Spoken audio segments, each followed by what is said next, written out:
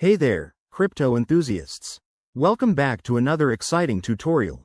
Today, we're tackling how to send Chainlink from Exmo to Trust Wallet in 2025. If you're looking to move your Chainlink tokens securely and efficiently, you're in the right place.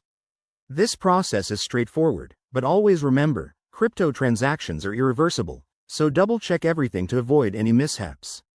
Let's dive in. First things first, make sure you have everything set up. You'll need an Exmo account with Chainlink in it, and Trust Wallet installed on your phone or device.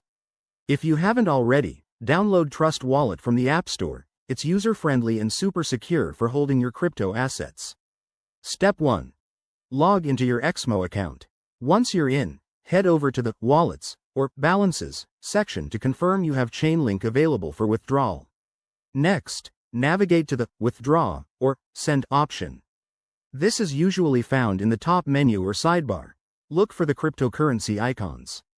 Now, select Chainlink from the list of available assets. You'll be prompted to enter the recipient's wallet address. This is crucial. Open your Trust Wallet app, go to the Chainlink section, and copy the receive address.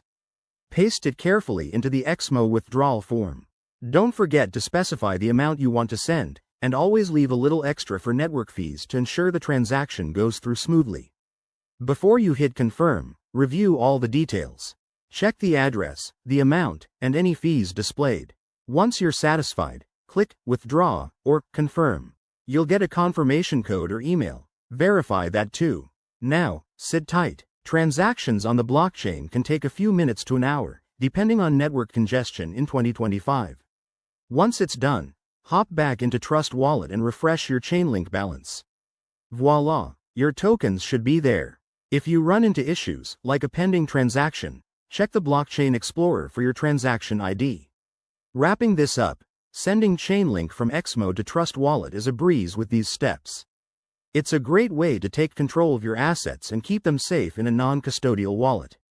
If you found this helpful, give it a thumbs up, subscribe for more crypto tips, and drop a comment below if you have questions. Stay secure out there, and I'll see you in the next video.